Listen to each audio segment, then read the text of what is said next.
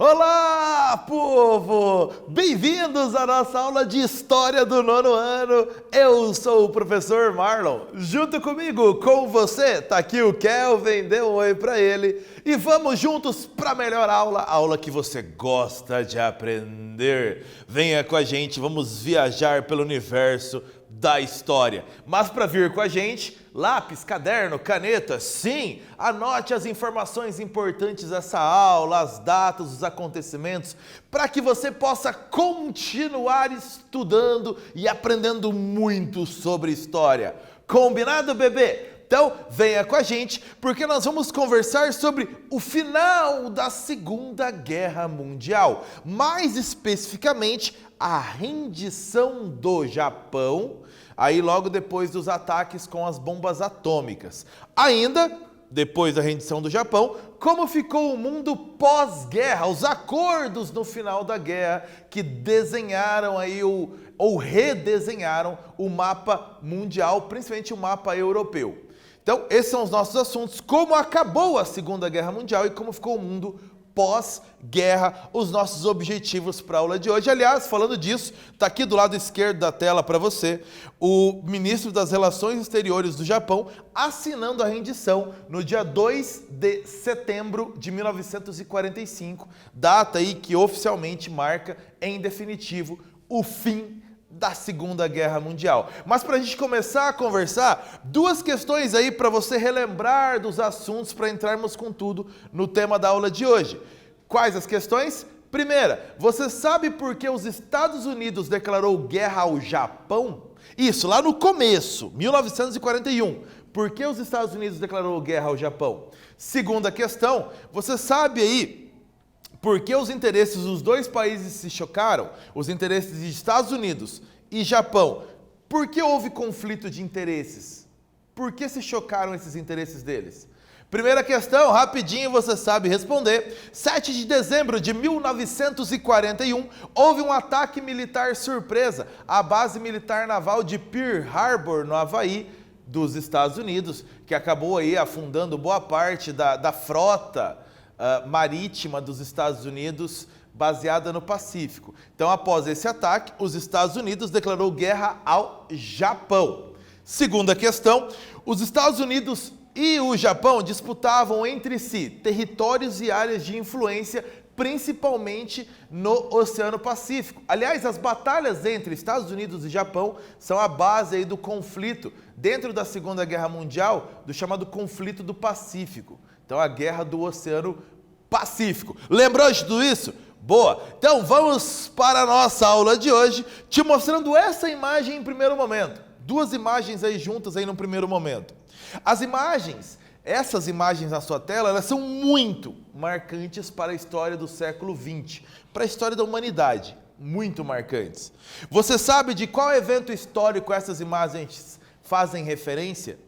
Qual é o evento? A imagem da esquerda é o cogumelo de fumaça referente à explosão da bomba atômica sobre Hiroshima, no dia 6 de agosto de 1945. A imagem à direita, o cogumelo de fumaça formado pela explosão da bomba atômica sobre Nagasaki, no dia 9 de agosto de 1945, no Japão. Imagens marcantes de extrema destruição. Falando nisso tudo, observe essa manchete. 75 anos depois, os efeitos de Hiroshima ainda são visíveis.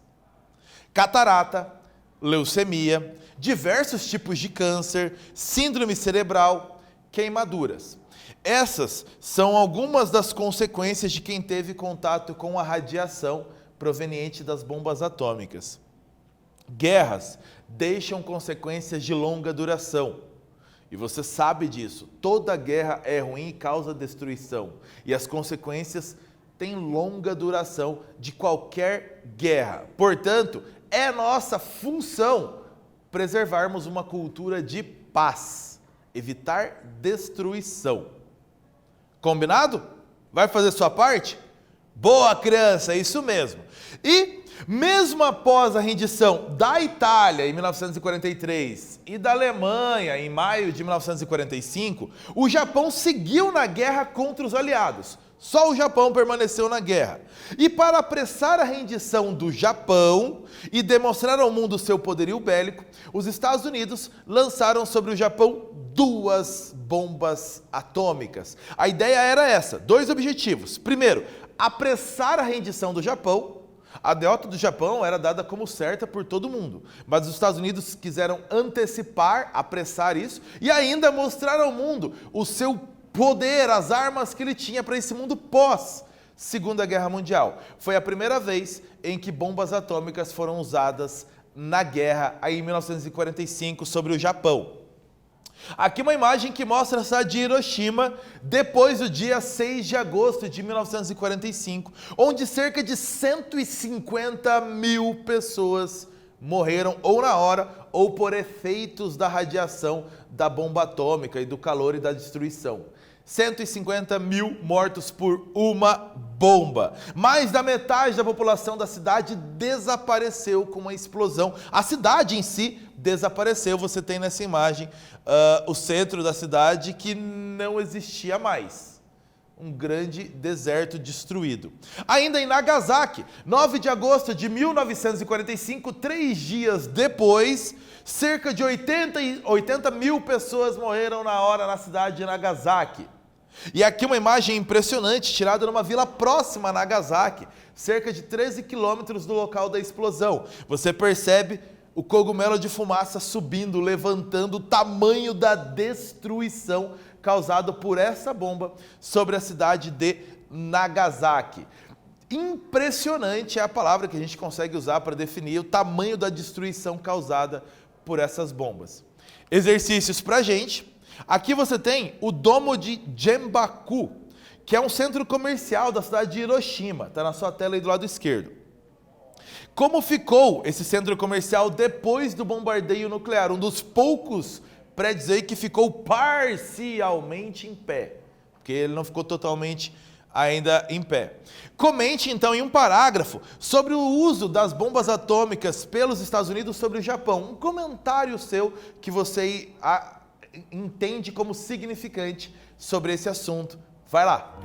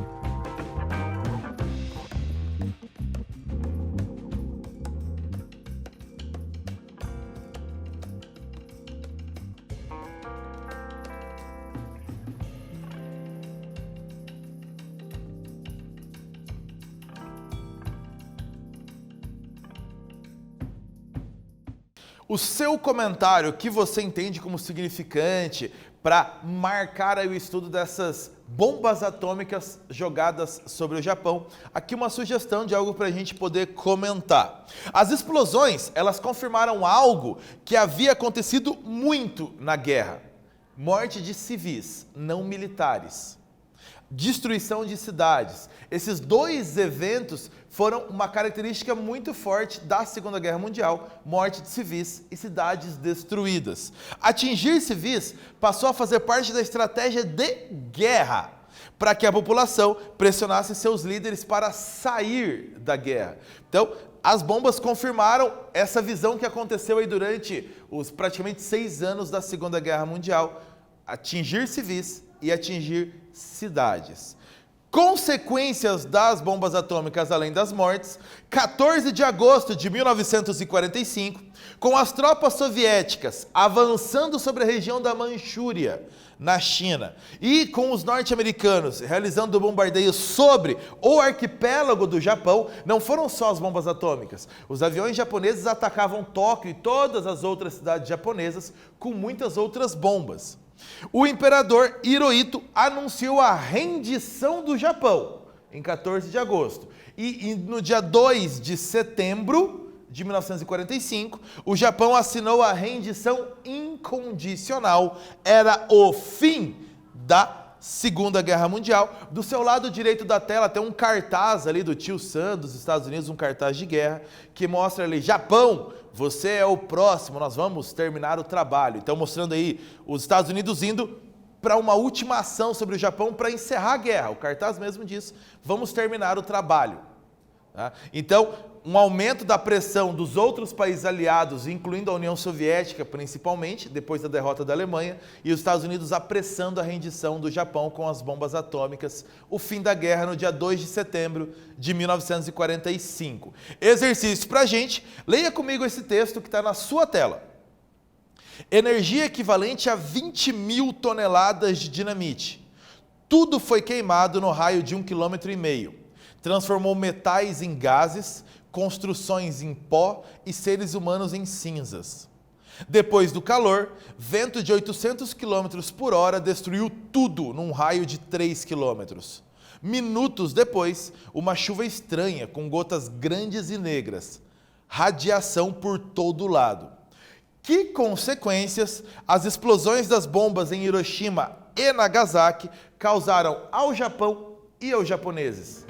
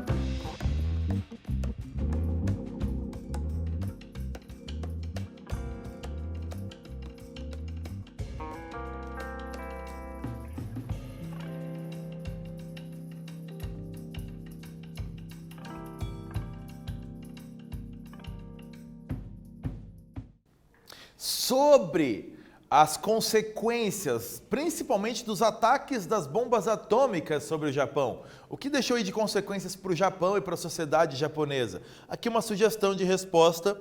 Além da rendição do Japão na guerra e, claro, das mortes provocadas por essas bombas, o ataque deixou marcas profundas na sociedade japonesa, que extrapolou a destruição material. A destruição na sociedade foi até maior as consequências. Mesmo passando muito tempo, muitas pessoas ainda não conseguem falar sobre o assunto, o tamanho foi o trauma. Avalie o tamanho da destruição de cidades inteiras destruídas, populações que desapareceram aí por causa dessas bombas atômicas. Então o trauma para a sociedade japonesa foi muito grande, para as pessoas que vivenciaram toda essa situação. E o balanço pós-guerra, o Japão se rendeu. Qual o balanço que nós temos da Segunda Guerra Mundial? Os países do eixo, Alemanha, Itália, Japão, renderam-se incondicionalmente, ou seja, aceitaram as imposições feitas pelos países vencedores, pelos aliados. Os dois grandes países vitoriosos na guerra foram Estados Unidos e União Soviética, as maiores potências militares e econômicas do mundo depois da Segunda Guerra Mundial, principais responsáveis aí pelas derrotas dos países do eixo. Com o fim da Segunda Guerra Mundial, teve início então um novo conflito diferente entre essas duas principais superpotências. Teve início a chamada Guerra Fria entre Estados Unidos e União Soviética. Mas, pós-guerra, foram feitos aí também os acordos de final de guerra, para redesenhar aí todo o cenário depois do fim da Segunda Guerra Mundial. O primeiro desses acordos foi a Conferência de Ialta. Essa conferência ela foi realizada em fevereiro de 1945. Sim, fevereiro, antes mesmo da rendição da Alemanha e do Japão. Então, ainda na reta final da guerra, um acordo já inicial aí desse final de guerra. Reuniu os líderes dos principais países aliados, inclusive que estão destacados na foto para você. O Winston Churchill, primeiro-ministro da Inglaterra, o Franklin Roosevelt, presidente dos Estados Unidos, e o Joseph Stalin, o líder da União Soviética. Então, os três líderes reunidos nessa conferência. A França e a China também participaram aí, mas em menor importância em relação a esses três. Principal objetivo desta conferência de Yalta: discutir os rumos do mundo após a guerra. Os países aliados já sabiam ainda sua vitória a qualquer momento, então já começar a discutir como ficaria o mundo depois da guerra. Nesta mesma conferência foi realizado o acordo para a criação da Organização das Nações Unidas, a ONU, que substituiria então a Liga das Nações, que não tinha mais efeito prático no mundo. Os países do leste europeu foi decidido que ficariam sob influência maior da União Soviética, e os países da chamada Europa Ocidental ficariam sob maior influência dos Estados Unidos. Você já tem o início de desenho do que veio a ser depois a Guerra Fria. Então, as áreas de influência principais para Estados Unidos e União Soviética. Aliás, o mapa aqui na sua tela mostra um pouco isso, mais à esquerda da tela, destacados em verde, os países sob influência dos Estados Unidos, mais à direita, ali em amarelo da sua tela, os países sob influência da União Soviética. Tudo isso decidido nessa primeira conferência. Houve uma segunda, a Conferência de Potsdam, essa já em agosto de 1945. Já havia acontecido a rendição da Alemanha, a guerra já estava no finalzinho, já estava encerrada na Europa. Decidiu-se pela desnazificação da Alemanha. Que expressão é essa? Retirar da Alemanha toda a influência e referência em relação ao nazismo. Desconstruir tudo que o nazismo havia feito à Alemanha. Foi isso que se decidiu. Ainda, desmilitarização da Alemanha e sua divisão de território e divisão da capital Berlim em 4 áreas de ocupação, dividida entre os 4 principais países dos aliados: União Soviética, Grã-Bretanha, Estados Unidos e França. Decidiu-se ainda pela criação do Tribunal de Nuremberg, que foi criado para julgar os crimes de guerra depois do final da guerra. Exercício para você, leia comigo esse texto que está aí na sua tela. A destruição material e humana causada pela Segunda Guerra Mundial foi a maior já ocorrida na história da humanidade até então. Palco da maior parte dos conflitos, o continente mais prejudicado foi, com certeza, a Europa. Em 1945, reta final da Segunda Guerra Mundial, conferências foram realizadas para tomar decisões sobre o futuro. Quais foram as principais decisões tomadas nessas conferências pós-guerra?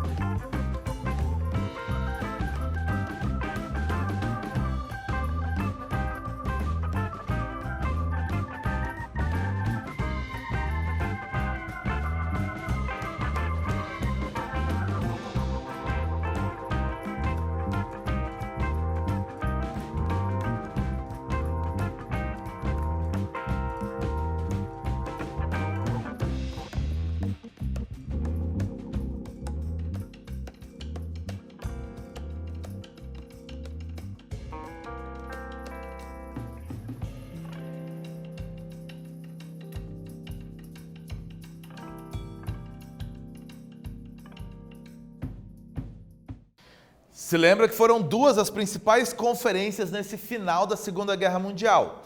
Em fevereiro de 1945, a Conferência de Yalta. Ela decidiu, entre outras coisas, a criação da ONU, em substituição à Liga das Nações, e ainda as áreas de influência, principalmente na Europa, divididas aí entre Estados Unidos, com a Europa Ocidental, e o leste europeu, sob influência da União Soviética.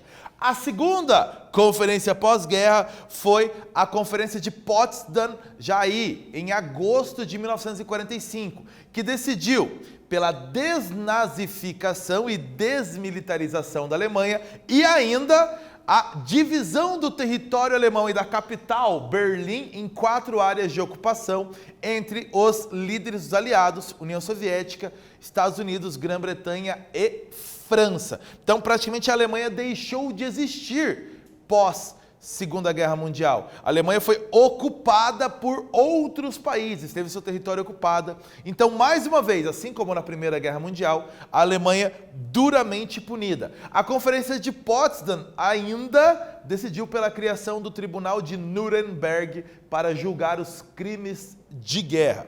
O que nós vimos nessa aula? Que em agosto de 1945, os Estados Unidos lançaram 2 bombas atômicas sobre o Japão, na cidade de Hiroshima e Nagasaki. No dia 2 de setembro de 1945, o Japão assinou sua rendição incondicional. Era o fim total da Segunda Guerra Mundial. As conferências de Yalta e Potsdam firmaram acordos que desenharam um cenário propício para o que veio a ser a Guerra Fria entre Estados Unidos e União Soviética. É isso, crianças. Ficamos por aqui. Bons estudos para você. Tchau, povo!